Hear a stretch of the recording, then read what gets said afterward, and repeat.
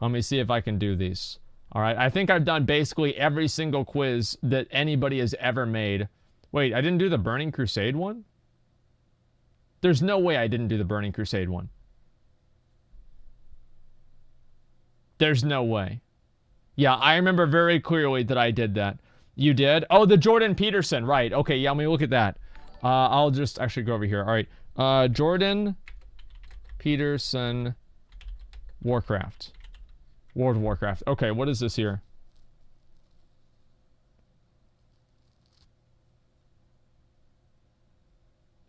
Are video games like World of Warcraft bad for you? Wow. Okay. Let's see. You're deep into the material, so to speak. Server shutdown is in 15 minutes. It's directly meaningful. 10 minutes. Yes. So would this be a framework to explain why, say, novel music or stories or like an engrossing video game even would induce that kind of stress? It's like, sure. You know it's another world, so you're safe, but also it's like an unfolding experience within. It's both of those at the same time, because it's you don't want to play a video game where there are no rules. Yeah. And you don't want to play a video game where the rules transform so rapidly and erratically that there's no way you can model them. Like BFA. You want to play a video game where you can suspend disbelief. You know, there's some play with the axioms, so maybe there's some things about the model reality that aren't exactly like real reality. But once that framework is established, once the rule-governed framework is established, there's play inside of it, and that's very engrossing. And I think that's what I was. This is exactly what I was fucking saying, dude. Like, even Jordan Peterson agrees with me. That's the best part about it, is figuring out ways that you can work within the rules and just fuck with people. That's the best part. Part of the reason it's engrossing is, one, you actually learn things from playing games, because in some sense you're always playing a game, right? Because you're always inside a reality that's bounded by a certain set of assumptions, and it's not the total reality. It's like a game-like representation of the total reality, and you know, hopefully it's a good enough game-like representation. You know, one of the things I was thinking about in relationship to video games was, you know, I've read critiques of video games where people complain about young people generally being engaged in video games to the expense of having a real life. And then I was thinking, I don't know if you know about Edward, I think his name is Edward Castronova. Now, he's an economist who studied video games. And he did this quite a while ago. I think it's got to be more than 10 years ago now. But he made the claim at that point that one of the big, massive online player games, I think it was World of Warcraft, but that might be wrong. Okay, like all right, here we go. Here we go. Really, not in any fake way. Partly because you could sell artifacts that you were producing on eBay, for example, but also partly because people traded within it. And like, there was no reason to assume that the additional level of abstraction that that video game represented was necessarily any more abstract than what we were already doing in economies. So that's exactly what he's saying. Like, he's saying the same fucking thing, dude. I learned more, as I said, I learned more from business and WoW than I did from business school. Like, I learned how to, how to get people to buy shit that they don't need. I got people, like, how to upsell people. Like, there's so much that I learned.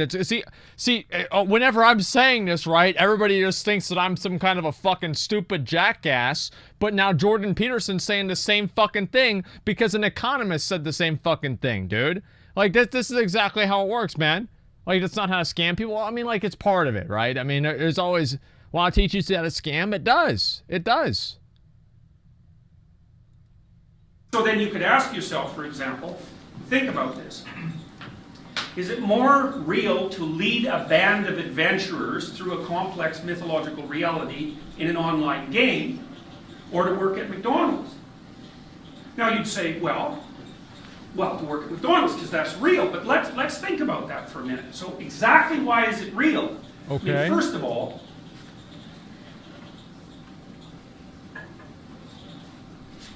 McDonald's. Okay, that's pretty true. I mean, I feel like you're probably going to learn a little bit more from WoW than McDonald's. I mean, I've never worked at McDonald's, but I pretty much assumed that. McDonald's couldn't exist unless it was nested in a whole bunch of other things, right? So it has to be nested in a functional capitalist economy, and that has to be nested inside a functional political system, and then there's all sorts of other preconditions in terms of material supply and so forth that have to be in place before you're able to work there and receive tokens for your labor. Okay, so the same thing applies to the video game. And you might say, well, how do you determine which of those is real? And I would say, well, maybe one of the ways of determining whether a game is real is to what degree do you practice a wide range of the subsets of skills that would be transferable to other games while you're playing that game. And I think you could make a case that if Let me tell you, as somebody who sucks at every fucking game that I play besides WoW, the only meta skills that you have are the meta skills you earn from WoW. Okay? Like, I suck at FPS games. I suck at every other type of game. But the one thing that I am kind of good at is, like, you know, figuring out, like, organizing shit in WoW. Like, that's basically it.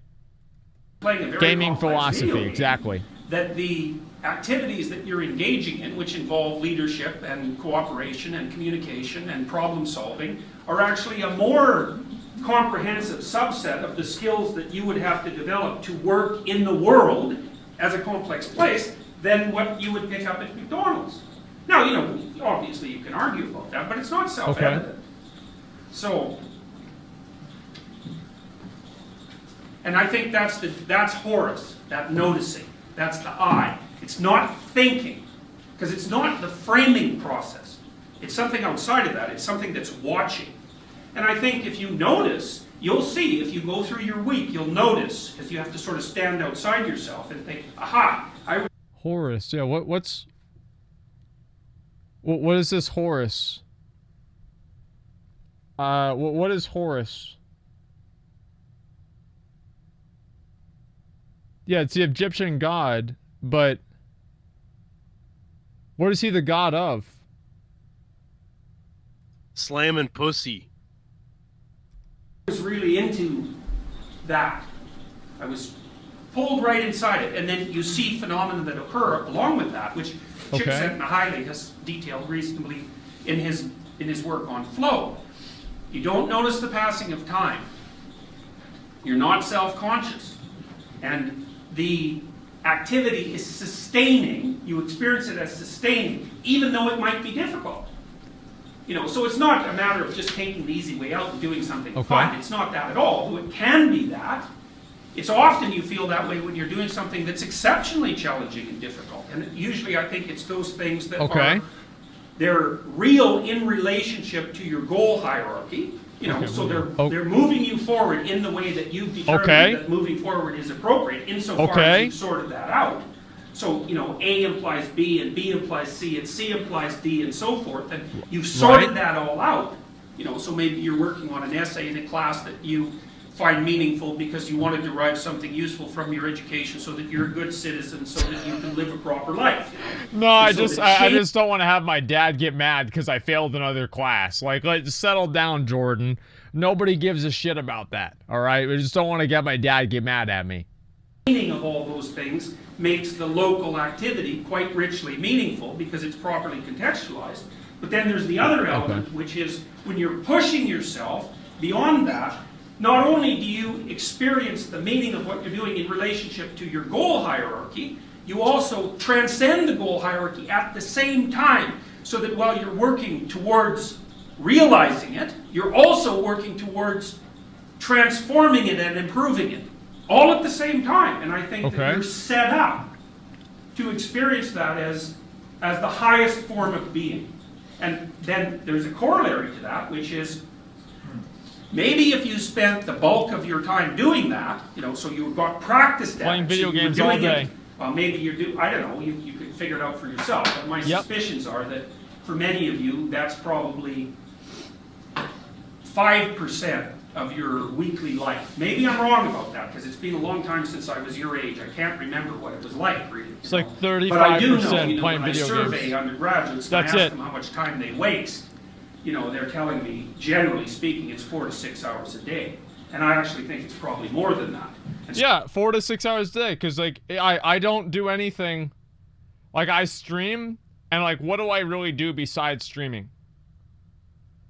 Like, I mean, like, usually, like, whenever I have other stuff going on, yeah, I'm kind of busy, but there are a lot of days where I stream for, like, 5 hours, and the other 12 hours or whatever that I'm awake.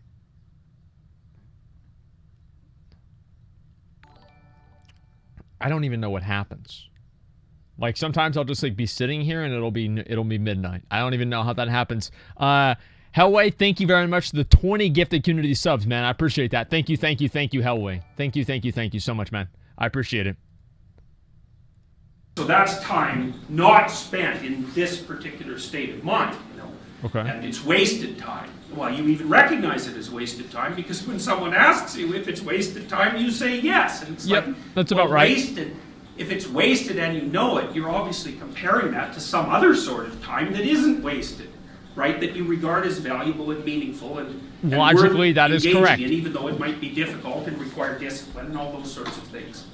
So you might ask yourself, you know, if you have times during the week where you're engaged enough in what you're doing so that you find that intrinsically meaningful and it removes the burden of tragedy, and I don't mean because you're preoccupied, I mean because you're experiencing what you're doing as intrinsically worth the price. That's exactly, that's the South Park episode. Do you want to go out there and get good grades and do all this other stupid stuff, or do you want to kill boars and do something that really matters?